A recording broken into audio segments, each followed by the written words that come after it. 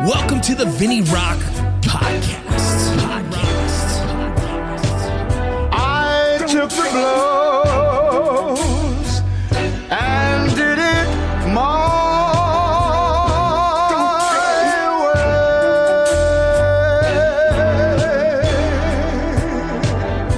way. It's time.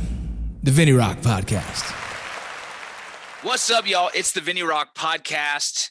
I've had James Cameron on before. We were gonna do an open discussion.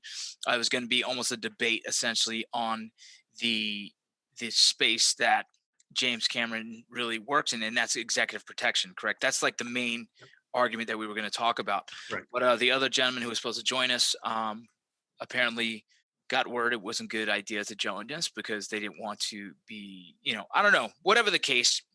We're going to talk about what we're going to talk about. But before we get to that, I have to hit my sponsors real quick. And I have some new ones, James, so you're going to have to bear with me. Yeah, sure. And just this is part of the process of who we are. And Mike will cut us somewhere in the middle to do another sponsorship. We're growing this bad boy, just growing it. I got another sponsor I'll tell you about later, Mike, as well. Oh, lovely. Core Medical Group. James, do you currently use testosterone at all? Have you tried that yet? Have you gone down that road? No comment. Okay, sounds good. No comment. My bad. Yeah, I use Core Medical Group. It's a testosterone replacement therapy. They ship it directly to my house. It is a telemedicine company now. Obviously, COVID has changed a lot of things, and they found a lot of success with the telemedicine. They do more than just TRT. They can do all kinds of different things that supplement your hormones to make you feel good again. There's nothing that can't be fixed in the space of hormones, as well as your male libido. Yeah, they got boner pills. So it's something that's pretty important. I think it's not spoken on very often, but it's a really good company. I really trust them with everything they do. You guys have questions about TRT and getting tested, please let me know. We have Live Bearded, promo code Rocco. Live Bearded is how I make this beautiful thing look so good. Yes, oils, shampoos, all kinds of good stuff. We have Willie Peach Chocolates. It is a veteran who makes chocolates out of his own home. They have all kinds of different Scoville unit and spice. Scoville units is the rating of what they monitor freaking hot peppers. He has some that are in the 2 million Scoville units. He has some that are just somewhere in the 6,000-ish if you just say jalapenos or whatnot. Willie Peach chocolate is incredible chocolate with spice. Some of them don't. If you get the s'mores, it is just something that the kids can eat and they'll love. You guys go check them out. That's Willie Peach chocolates. You got Bullion Box.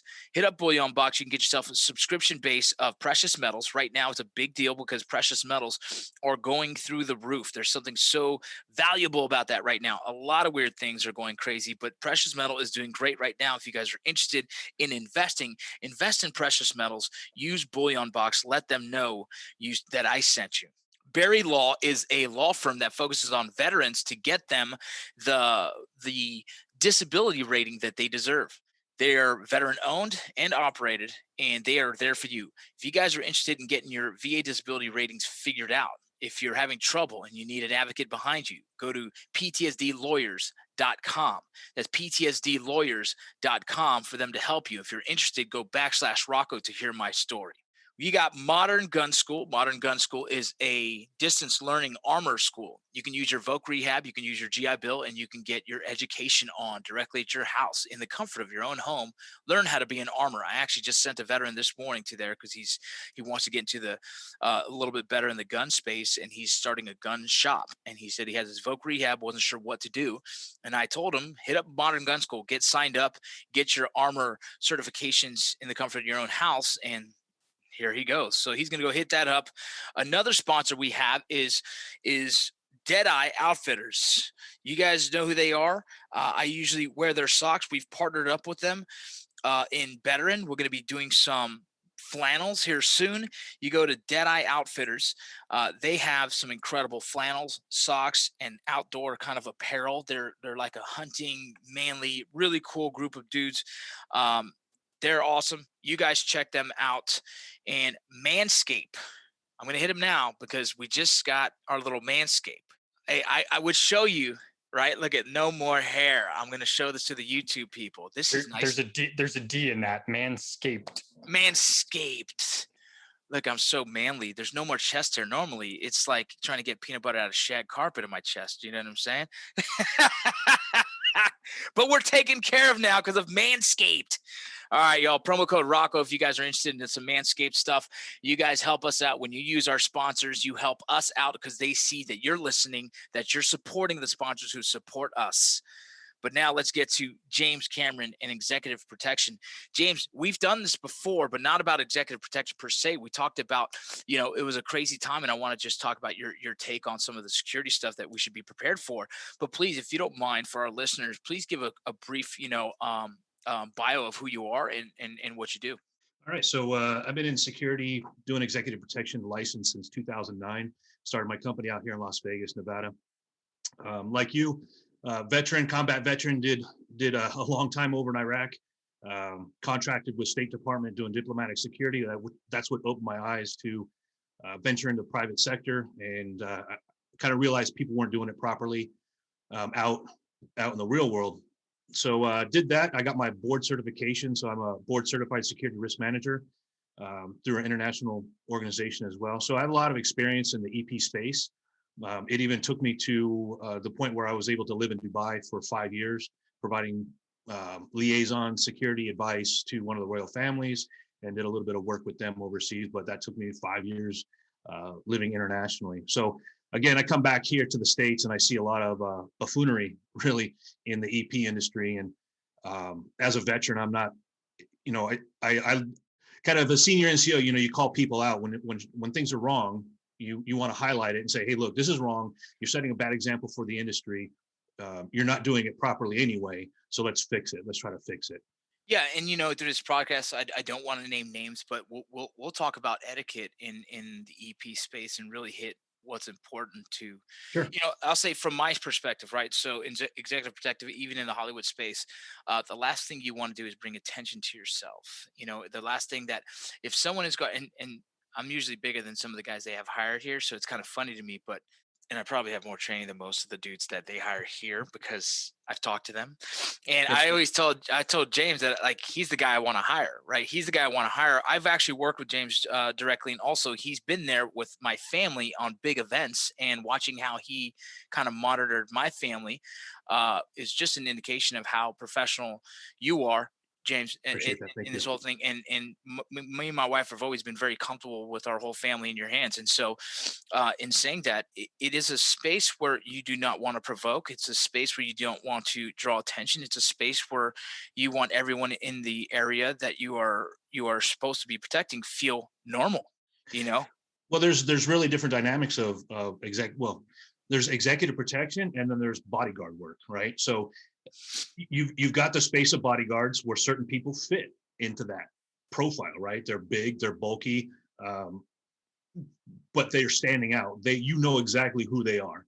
Yeah, right? It's like Floyd Mayweather. He has guys that are like, he can fight for himself, sure, obviously, but he has a 6'7" bodyguard. It's like just guys. Exactly. Whereas executive protection, yeah, you're dealing with the C-suite type diplomatic individuals that come over to the States for visits, whether it's business or pleasure, really high-end individuals that you're there and you can blend in as part of their group, right? You belong. However, you're constantly looking, you're constantly doing a lot of different things. So there's really the two dynamics, right? If you're going to be a bodyguard, you have an image. If you're going to be an EP agent, you have an image. EP agents, even when I was in Iraq, I worked for Blackwater for several years, working for state. When I first started on the ambassador's protective detail, it was full kit, long guns, the whole deal. And then over time, when we're going to the president of Iraq's house, it became, okay, now drop the kit, put on a sports coat, still maybe some tactical pants, and then it progressed even further into a suit. So when you see guys in the States, all kitted up and it's hashtag EP, you're like, no, that's not EP. That has nothing to do with executive protection. Is so that considered more of a bodyguard? Well, it's not considered anything. It's considered either I should have joined the military and done this, or I was in the military. Look at all my cool stuff, right? It's a fluff piece. That's all it is. It's BS. It's to say, look at how cool I am, and it's to get clicks. And, It becomes a marketing strategy, and when you become a marketing strategy, or the cool guy strategy of gaining followers and likes and shares, and then picking up sponsors, that's one thing. But the genuine, I guess, skill set of that is false, right? You're giving a correct. false representation of what you do, and that's kind of fucked up. Well, I look at it like this: is it takes nothing for an executive assistant, because in the real world, a CEO isn't looking for security, right? He's pushing it off on an HR manager, an executive assistant, somebody to look for security. Right. I need security at my house. I need security, whatever. Or even a security director. And it's very simple to hashtag, right? Let me hashtag executive protection. Let me see what it's like. If the first thing that comes up are these goons, they've got a negative impression of what we do. It's, you see a guy full kit, long gun. It's like, whoa, my client doesn't need that. And it's a bad impression. On top of that, for the individuals that are doing it, I don't think they think through the liability. What if you get into a situation? The first thing the prosecutor team is going to do is look at your Instagram and be like, well, you're all about guns. No wonder why you shot first. Yeah, there's no professionalism in, it's one of those things that you should be so trained and not have to look like the threat, but when you need to do your job, you do your job. Right. There's a lot of people are throwing around that new phrase, or they're using it a lot more now, is that gray man, right? I'm just Right. that gray man. I'm unassuming, I'm here, but you don't know I'm here, right? Yeah. So because the other individual backed out, I was going to show you, kind of give you an example of some of the other things that I've called out in the industry as it pertains particularly to EP. If Okay. that's okay. So Yeah. as a veteran, I'm sure you would appreciate this. Appreciate my point of view anyway. So there's no certification in executive protection, right? There's schools out there that say, hey, get certified, but it's a piece of paper. It means nothing. There is no national standard. There's no national piece of paper that says, hey, you're good. So there's a school. let me. I'm going to say something real quick, but Yeah. because there is no actual certification, genuinely, it comes down to experience, right? Correct. Someone who considers himself a professional comes down to experience, and experience comes down to how often and what kind of jobs you've done, and everything else like that. Correct? Yes, correct. Sweet. So there's one particular school that I've been very vocal about, and like I said, we won't name names, but very vocal about, and they target veterans, and they target them for their GI Bill, and they take $10,000 to $30,000 from their GI Bill for an executive protection training, and they check the boxes of, well, it's 30 days long, and you get so many hours, so they check all these boxes, so the VA goes, yes, okay, you're a vocational school now. Well, there's no vocational school for executive protection. You're not a plumber, you're not an anesthetician or manicure. Yeah, there's no skill set. You don't go nowhere with this shit.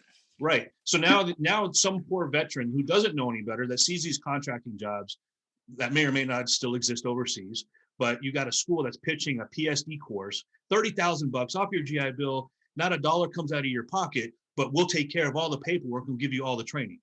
And then you might be able to get one of those PSD jobs. Well, when I worked as an instructor for diplomatic high threat security for state, if I saw the certificate, it means nothing. When we see it on a resume, it means nothing. Like, it's garbage. So you're targeting veterans for 30,000, up to 30, maybe more, depending on how many courses you sign up for, and taking their GI Bill. And these guys, unfortunately, you know how it is when you get out. That old phrase of 9 out of 10 employers want to hire you, that doesn't exist. Yeah, that's complete BS. So you're scratching, looking for work. Well, here's a school, and I know there's contractors overseas. My GI Bill, no big deal, as opposed to using it towards business. And I know it's a personal decision, but it just irks me wrong. Well, no, it's almost false advertising, man. Yeah, 100%. I've been trying to get my barbershop to fall into the Voc Rehab program so we can mentor. So it's an apprenticeship program we want to put together so we can help veterans become barbers, right? We can't afford to become an actual schoolhouse because it's a $200,000, I think it's $500,000. And so we're like, well, maybe we can set up the whole apprenticeship program. And that's just, and that's giving them a skill set where they become a barber, right? That's giving them a career set. You know, or they could even work out of their house. yeah, they can do anything they want from that point because you're a certified barber. Right. But to tell people that they get executive protection, it's kind of crazy because we don't. If there is no certification for it, then anyone hiring would probably look at that and be like, "What the fuck is this?" Well, I mean, for example, I've hired guys, of course, and gals. I personally don't care what school they've gone to because there's no standard, so I don't know what they're teaching. Right. Yeah. So when I interview, and I may be different, but I interview and I give situational questions. I want to see what your thought process is. I want to see, how do you problem solve? How do you think through a scenario, real world, stuff that I've had to deal with, and had to solve. So that's kind of what I look at. Now, I just don't like the disingenuousness where you actually target veterans and go after them. And I don't know if it's still true to this day, but it used to be where, over 90% of the revenue was based off of GI Bill, which by law, it's only supposed to be 80%. So, they specifically go after vets. And as a veteran, that kind of hits home. It's like, don't steal from our brothers and sisters, Yeah. And then give them an empty certificate. That's frustrating. Right. That's frustrating as all hell. Right. It's crazy. How did the executive protection side of the house, or the whole executive protection field, get so I guess diluted? Is it because I know how we are. Like, a lot of us infantry dudes who spent time in combat got out, and it was either law enforcement or contracting was the first direction to go to. Contracting pays way better than any law enforcement ever will, and so at some point, I mean, contracting just got nuts, and I know it's kind of died down a lot recently, but how did the executive protection space just get so crazy? Well, I think that you get these spring up schools that see an easy opportunity. They'll, not necessarily the school I'm speaking of, but there's other schools that maybe charge a modest amount, $7,000 for 7 days. And there's some good training out there. I'm not knocking I'm not knocking the schools that are out there, because there is a different type of language that's used. There's formations that you have to know. There's a lot of stuff to EP, right? But some schools focus on the running and gunning stuff, which is not, I was a contractor in overseas for probably 6 to 7 years. How many times did I crack doors and actually shoot or fire on a hostile? I didn't, right? But this is a core selling point for theirs. We're going to shoot from vehicles, and in the States, really, you're going to do that? Because that's not going to happen. It's unrealistic. Yeah, it's not realistic, but they're selling the sexy. And it kind of circles back to the gentleman that was supposed to be on this podcast. Is that's what he's selling. He's selling the sexy, right? But it's a total misrepresentation of what the industry is about. And when I did my research, which I did a little due diligence, he's got at least 4 different Instagram accounts, and they range from 69% fake followers all the way up to 91% fake followers. How did you do that? How did you find? Is there an app that we can do that? Yeah, there's a website called fakecheck.co, and you type in their URL. You put in the Instagram URL.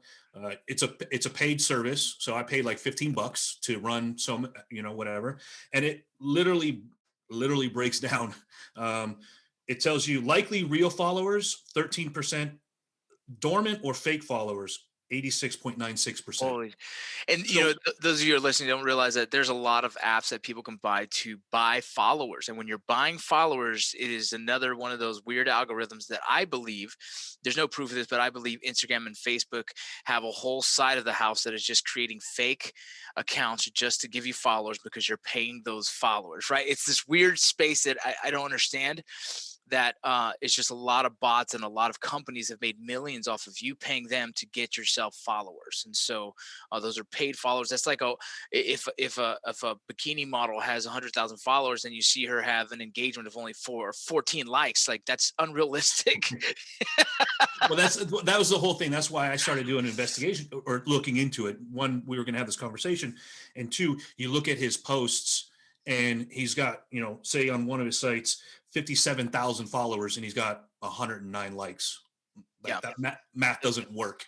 Doesn't make sense. But shockingly, unfortunately, even in my space, people don't look into it. They go, "Oh my God, well, he's got so many followers. He must be somebody I should follow and I should listen to." Or, when he puts out his stuff. he's kind of the preacher of the EP world. He likes to put out a lot of information, which is one of the things I was gonna, like I said, I was gonna tell him, look, some of the situational videos he posts, cool, good. But when you're running around with a badge on your full kit with a long rifle, and you say, executive protection, well, where is that? Israel? Like not here. I mean, not anywhere here. So it's just very disingenuous, and it's very false and misleading. And to his and other people's credit, though, I get fake followers all the time, and there's it's a weird thing where my page, I think I get about 100 followers a day, and probably 10 to 15 I know are fake. Like I know are Sure. fake, and I don't understand what that is. To be honest, I'm not sure what the fuck is going on these days. I don't know, but I did call him out. I did call him out a while back on I think it was a LinkedIn thread, and he admitted, he bought some followers. So and That's he's crazy, like, though. He's like, well, I didn't know I thought everybody was doing that. Well, yeah, and those of you listening, don't ever fucking buy followers. You ruin your authenticity. You ruin your organic growth and your algorithms of people that potentially want to actually follow you, purchase your items, or any of that shit. It just ruins everything. I've seen people do this a lot in this space. For some reason, people chase these fucking likes and shit. And I understand in their head, they probably think it's gonna convert sales, but it's absolutely the opposite. It fucking dilutes your whole branding, and it makes you look like a fucking idiot. And there's no way to get rid of them. I mean, once they're in, and then like you said, you get fake followers, not by you buying them, but they become fake. Well, that fake follower, then another fake follower jumps off of that one, which jumps off of that one. And now, your brand is so diluted. What I'm shocked in is that people that utilize this person for photo ops hasn't checked into this. Where's their marketing people that go, wait a minute here, before we prop this person up, let's do our due diligence. Yeah, that's something in the whole space that needs to be looked at, right? There's people that get sponsored by big brands, and those big brands, I think, are still behind the power curve in understanding social media marketing and what's valuable and what's not valuable, right? They don't understand like analytics. They don't look at the engagement, right? And they just say, oh, this guy is a nice fluff piece, right? And like beach muscles and fucking cool hair, whatever the hell, and they start sponsoring people like that. And that's really weird. I think if you guys are listening to this and you're a business owner and you do any kind of social media marketing with anyone, if you sponsor anyone, I would look at their analytics, I would look at their engagement, I would ask for them to actually take pictures of their own personal numbers and send them to you. I've done that with some big brands, right? Working with Manscaped, they have to know the actual algorithms, they have to know, and that's valuable, right? That's providing valuable information to prove that there is a great value in sponsoring this individual. So that's the funny thing. You guys who are owners of businesses need to look into the people that you sponsor. James, so how many years have you been in the business for that? You there, James? Oh, I think we lost him. Looks like, Mike, did we lose James? Yeah, it's kind of skipping a bit. Huh. Yeah. So we'll give it a second and should settle out. Is that our side? Okay, go ahead, James. Tell me. So where are you at now in your career field with executive protection? I'm gonna try and connect this. Is it me or is it James? Because now it's getting weird. I can see you solidly. His is not moving. His is frozen. Okay. Yeah. I'm going to connect mine to the hardwire of the internet in a second too. But like we were talking about Manscaped, you guys know we're now sponsored by Manscaped. If you guys are interested, get your Manscaped. You guys can hit us up, use the promo code. Use the promo code Rocco, get yourself some Manscaped. It is all about shaving and preparing and soothing. It is good stuff for you. I got my box waiting for me at the house, and I'll be getting it here soon. We will get James back on here in a second. He is talking about executive protection. Mike, if you don't mind, work on getting him back in here. It looks like something on his side didn't work. If you guys are following us right now, we had a debate we were going to do. We were going to bring two individuals in the same profession. They were having a little bit of a misunderstanding on LinkedIn, and they asked for me to be the moderator of their conversation. And so we invited them both. One of the gentlemen decided to back out the last minute, didn't believe it was going to be smart for his sponsorships, didn't want, just wasn't comfortable with the scenario. And so he backed out. And James Cameron is here with us today talking about the significance of being a good role model, and not even that, a figure for the executive protection space.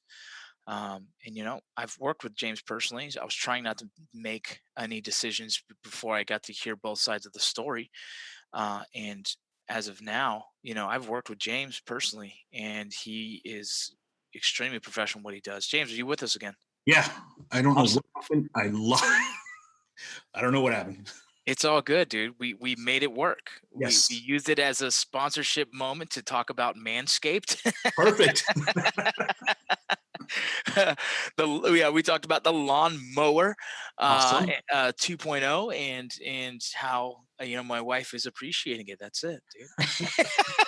Well, Good. man. So in executive protection, where are you at right now with it, with your company, and what is the future in executive protection that you foresee? And how would someone, third question on that, and how would you like to see someone represent the space? How would someone use marketing capabilities to show their skill sets, as well as kind of become the cool guy factor, but within respect to the executive protection space? Well, I think it's a very interesting question. It's very difficult to answer because the guys that I know that are still working in executive protection for legit billionaires, you don't see them on social media, Yeah. right? You don't see these guys. So kind of the way I look at it is those that post the most do the least, right? Mm, You know how it is. I mean, you got a producer. How difficult? How much time does it take you to record something, edit it, and then produce that product? Right? It takes yeah. a tremendous amount of time. So the guy that we're talking about puts stuff out all the time. So how much is he really working? You Right. know, and Yeah. and the only thing that I can recommend is find those people. And I get blown up all the time because I will help people out. I'm not going to chase you down to help you. But there's people in the industry that are present on social media. Like I'm present, but I'm not over the top. I don't chase followers. I don't care about any of that. I post stuff when it's relevant. On my personal page, it's respectful personal stuff, Mm, but it's respectful. So you really have to find those individuals and drill down to them and say, hey, somebody was to send, if you were to send me a message today and say, hey, James, I hear you're in executive protection. I've seen you in social media groups. What can I do? Cool. I will open that dialogue. I will send you my number. Say, hey, give me a call. I'll talk to you. I'll let you know what to stay away from. I'll tell you where good opportunities may lie.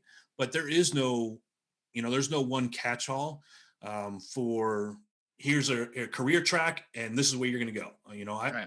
I don't know what the statistics are, but if you look at the people that go and pay for these high-speed EP trainings, they're truck drivers now. Yeah. There's really not that much work. I've worked for billionaires who have had a butt ton of money, can afford the security they need, and they have two people. Yeah. I ran into Robert Herjavec in San Diego, the guy from Shark Tank, Yeah. hanging out at a bar by himself. And I'm like, I had a business card on me. I'm like, hey, sir, if you need security, let Yeah. me know. Here's my card. And he's like, no, I'm good. I mean, the reality is these people really don't like security. They don't need them around. I mean, look at Tiger Woods, crashed his own car. Why? He's got enough money for a driver, but he doesn't want one. So Yeah, it's an interesting. I mean, is the space almost dying, or is it a just very very small. yeah, very particular It's, people need that? yes, it's very, very small. It's not nearly, I mean, if a school is putting out, 40 people a year or a cycle in training, out of those 40, maybe two get a job. Mm, And even at that point, they're working security stuff. There's so many people on the executive protection websites, Facebook, LinkedIn, whatever, and they're open to halls and walls doing, event security somewhere. They're not doing executive protection. yeah, those big cases, right? So I know personally some like Katy Perry and whatnot. Mhm. Some of those will have someone during concerts more than Right. anything is the time frame of getting them there, getting them out, whatever the Sure. case. Is it more of like a word of mouth kind of job? Like people trust you, and that's kind of how it goes. So the social media marketing would never even make a difference. It doesn't. It doesn't. I don't think, in my professional opinion, I don't think it makes a difference because I think the more you blab on social media, the less you are likely to be trusted and or utilized. And that's the same with companies. I've seen it, it's kind of died off now, but there's a ton of companies, small security companies out there that will post a job on Facebook. Hey, need 2 executive protection agents tomorrow evening for armed gig, $25 an hour. Well, what kind of due diligence are you doing on those people? You're not doing a background check. That's kind of shady. And it happens all the time. I mean, more often than not. And you're like, as a professional, I'm like, I wouldn't hire somebody off of Facebook for something that's supposed to be that important. When I'm in Salt Lake City, and I have a list of 4 guys. Those 4 guys I trust. Right. And if someone calls me saying, hey, this guy's coming to town in Salt Lake City, do you have someone? Like, those are the only 4 guys I call. And if those 4 guys can't do it, no one's getting the call. There's no secondary to that, because that's dangerous, dude. It is 100%. And then you get the situation like what happened in Colorado, that executive protection, I'll use quotes for the listening audience, air quotes, that shot that dude at that protest. Oh, yes. Come to find out, that guy was unlicensed. The company he was working for is screwed, and it was subcontracted out from a large company. So that's really what happens in this space. So say, for example, you get a GS4, right? GS4 is Uniform Guard Services. Mm-hmm. They're billable. They count on tens of thousands of billable hours a week. Executive protection is very hard to fill. It's costly, and it's a challenge that they don't want to deal with. So what they do is GS4 gets the contract, and then they find a local sub to sub it to. Yeah. So what you're actually doing is you're diluting. So, and this is how I got the job in Dubai, to be honest. I broke it down for the sheikh. I said, Your Highness, what happens is you pay $100 per hour for a security guard. And I'm just using that as an easy number. $100 an hour for executive protection. You fly into New York. The New York company gets the contract. They get the $100 billable hour. Mm-hmm. They contract it out to me in Vegas, and they say, oh, we can only afford to give you $50 an hour. So now my billable is 50. So what does that mean? I have to hire a guard at $30, $35 an hour to cover my costs. So is that guy really getting the protection he's paying for? No, absolutely not. No, he's getting some diluted version of it that everyone has to get their cut. Yeah, he's getting some dude in a suit that wears white socks and boots, right? Oh, man. That's what he gets. Bro, those guys are the worst. Those guys are so funny. One more example to tie it all in on how bad the EP industry is. There's another individual I was very vocal about, and he was working in the industry for a while. Now he does a lot of staffing. Dude's a felon. Like he was convicted of impersonating a police officer 3 times and convicted. So there's court records. I mean, it's very simple. I posted out where to find all this information. Wow. Let's just see his stats. False impersonation of law enforcement with intent of robbery. So he was pulling cars over, pretending to be a cop to rob them. He was operating a motor vehicle in a careless and imprudent manner involving an accident, leaving the scene of a motor vehicle accident with injury, property damage, second offense. So that was a felony. DWI, alcohol related, operating vehicle on highway without valid license. And then most recently in 2019, had warrants issued for giving worthless checks of $1,000 to $25,000. The check, I actually saw the warrant. It was for like a little over $5,000. So he's floating bad checks. This dude has a following on Facebook and on Facebook as well. And everyone just thinks, oh, he must be a good guy. He's got a lot of friends. No, people, do your due diligence. Look into these people that you are putting up on your idol as, man, they must know what they're talking about. Look into their background. For security people, we are the worst at checking on our people. Yeah, that's crazy, because that's one of the big things a company I work for in Utah is like we do an background investigation on everybody. Like you have to, and you'll find things that you're like, oh, didn't expect that. Yeah, can't use that. There's a lobbyist out there that has like 6 felonies. And I'm like, how is this dude a lobbyist? Like, how are the political, like, I'm coming in here like, look, I'm trying to promote good, positive veteran organization groups. And I got the dude over here fighting against me who has 6 felonies. Like, how do I not win? Yeah. How do you not support my beliefs? Well, that's the thing is when I call this guy out, and granted, some of these things go way back 6 years ago. So not way back. Let's be honest. I got chastised for it. Oh, he's a good dude. He's learned from his mistakes. No, dude. No, I mean, you need to find a different career. You cannot be trusted, or you should not be trusted with security of other individuals and or their families. I mean, you never know what we get a call for. You may get a call, hey, I need a state security where my family's at. You want this felon? I'm sorry, you're a felon. Yeah. You made bad choices. Maybe you need a different career. And so it's very interesting that we don't police our own. It's with some of these guys, it's kind of like what I talked to you, and I was shocked. I pulled up some pictures of on Instagram. At least they tag it airsoft, but these dudes look straight out like an ODA team. I mean, there's a guy with quads, and I'm like, did you spend $40,000 just to look cool, or are those fake? But they look like full on, task force dudes. There's some interesting stuff on social media, and there's a couple of dudes I follow because they do take cool pictures. I'm like, oh, that's cool. And then you realize like, oh, that's not even legit stuff. It's airsoft.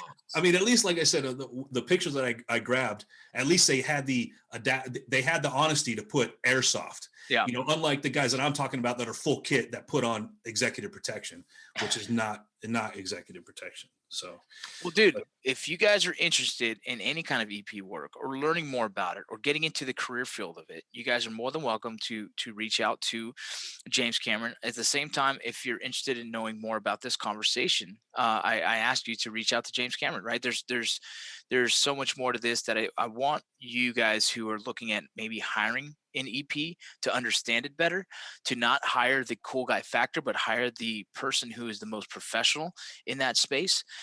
And James, if you don't mind, tell the listeners and the viewers where they can find you. I'll make sure to put all that into the information when we upload. Sure. The video. They can always email me directly at jcameron, CAMERON at scg-lv.com. That's my email address. I'm on LinkedIn, which is I post a lot of stuff on a wide variety of security related topics on LinkedIn. And LinkedIn, you can just look me up at jcameron, CAMERON 375 on LinkedIn. Everything else is kind of the company. So Facebook, it'd be SCG-LV. Same thing with Twitter and Instagram, things like that. Yeah, and James is also a published author. He does a lot of stuff in this space of getting people prepared. I would say, is that correct terminology? Yeah, I mean, the thing that's really, nobody retires from executive protection. Like that's not a career field. I mean, even Secret Service, you're on a presidential detail, 3 years, and then you move on to support, or nobody retires from executive protection. So branching out, like I got my board, like I said, my board certification. I've written 2 books on active shooter preparedness. So it's a wider field. I mean, I'm actually moving outside of the EP stuff because if the direction of the community is going in this direction without policing its own, I don't have time for it. It's just not something that I'm going to deal with. It dilutes the quality of people that are out there. And like you said, you have those handful of people that I know if I needed something, those are the guys going with me. Right. And those are becoming far and few between. So. Yeah, no, I hear you, man. Well, I appreciate you taking the time. I wish we were able to have this debate like we planned and scheduled, and I was ready for, but the other individual wasn't ready for that, and I think, like I said, his sponsors told him not to, and so be it, right? So if you guys are interested in doing your due diligence and learning more about the executive protection space, please reach out to James Cameron. Hit me up, whatever you need. I can get you his contact. And again, thank you so much for being a part of this, bro. I appreciate you taking this on, pretty short notice. Like it was only last week that we talked about this. Yeah. But, I mean, the good thing is I have, Mike, my producer, who's just helped me stay organized and everything. So it made sense. I was like, oh, cool. This is something different that we're not talking about on the podcast. We should, I love having that wide variety of options to be on the podcast and always staying true to where I'm from, and like, this is something that's important to me. Yeah, well, and I appreciate that because that was the other individual wanted me to go on his podcast, and I wasn't comfortable because then it could be deleted, cut, whatever. And I know you would be a nonpartisan third party, knowing a little bit about the space, but also not knowing the space. So I think it would have been a positive back and forth. But those that are listening, if you follow me on social media or anywhere, I will be dropping a 1-minute video, which will have more information. Uh-oh. All right. Well, thank you so much for being with us, bro. And we are out of here, guys. I appreciate it, buddy. Thank you. Tag, share, tell your friends about Vinny Rock Podcast. We're growing. Thank you very much. We're out. I took the blows and did it.